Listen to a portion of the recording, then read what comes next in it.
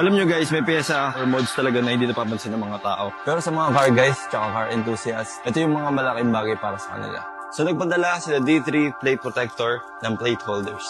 Mga 3 to 5 minutes installation lang siya, kaya kayang-kaya natin i-DIY. And tara, kapit na natin.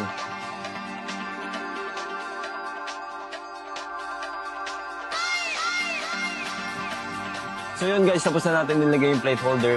2 to 3 minutes lang pala, hindi pala 5 minutes.